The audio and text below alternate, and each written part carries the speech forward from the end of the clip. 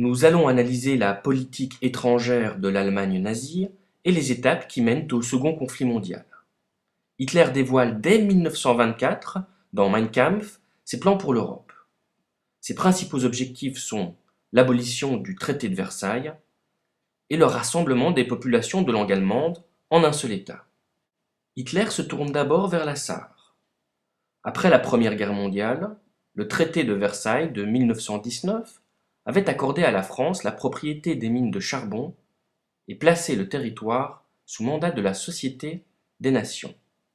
En janvier 1935, la Société des Nations organise un vote demandant aux Sarrois s'ils souhaitent intégrer l'Allemagne. Les Sarrois votent massivement leur rattachement au Reich. Le résultat est un véritable succès pour Hitler. 2 mois après, le 16 mars 1935, le service militaire est réintroduit, en violation ouverte du traité de Versailles. Les effectifs de la Wehrmacht sont portés à 550 000 hommes. Mais c'est en 1936 qu'Hitler prend un premier risque en réoccupant la Rhénanie. Cette zone démilitarisée avait été décidée à Versailles et acceptée par l'Allemagne lors du traité de Locarno en 1925. Le 7 mars 1936, la Wehrmacht entre en Rhénanie. La Grande-Bretagne et la France condamnent cette action, mais n'interviennent pas, alors qu'Adolf Hitler avait prévu de reculer s'il rencontrait une résistance. L'inaction des démocraties conforte la volonté d'Adolf Hitler de réaliser la Grande Allemagne. Après ses premiers succès de 1935 et 1936, Hitler se tourne vers son pays natal, l'Autriche. Le 12 mars 1938, l'Autriche est occupée militairement.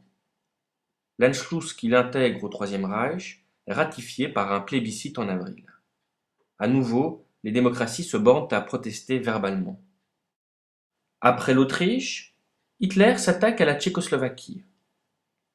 Alors la Tchécoslovaquie, créée en 1918, était un État clé en Europe de l'Est. C'était la dernière démocratie parlementaire. Elle fut créée sur les ruines de l'Empire austro-hongrois et était composée d'un large éventail de nationalités. 6 500 000 Tchèques à l'ouest, on a 3 500 000 Allemands dans la région des Sudètes, 2 millions de Slovaques à l'est, une minorité hongroise au sud et des minorités polonaises et ukrainiennes. Hitler va réclamer l'annexion des Sudètes. Cette demande sera bien évidemment refusée par le gouvernement tchécoslovaque. Une conférence est organisée à Munich pour sauver la paix. Elle réunit la France, l'Italie, l'Allemagne et le Royaume-Uni. Durant la conférence, Hitler et Mussolini vont dicter leur volonté à la France et à l'Angleterre. La Tchécoslovaquie, quant à elle, est tenue à l'égard des négociations. Elle doit pourtant céder des territoires à l'Allemagne. Le 30 septembre 1938, l'armée allemande occupe la région des Sudètes. Le mois suivant, la Hongrie et la Pologne occupent différents territoires tchécoslovaques. Et cette politique d'apaisement est au final un échec. Hitler ne respecte pas ses engagements. Le 14 mars, il crée un État slovaque, vassal de l'Allemagne nazie. Et le 16 mars, il envahit la partie tchèque et crée le protectorat de Bohême-Moravie. La France et le Royaume-Uni ont sacrifié leur allié tchécoslovaque pour sauver la paix. Le 23 août 1939, l'Allemagne et l'Union soviétique signent un pacte de non-agression. Alors ce pacte contenait aussi un protocole secret qui prévoyait la partition de la Pologne et du reste de l'Europe de l'Est en des zones d'intérêt soviétique et allemande. 1 mars 1939, le gouvernement allemand adresse un ultimatum oral au ministre des Affaires étrangères de la Lituanie.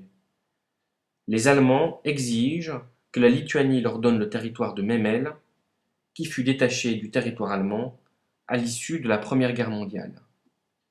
La Lituanie est forcée d'accepter l'ultimatum le 22 mars.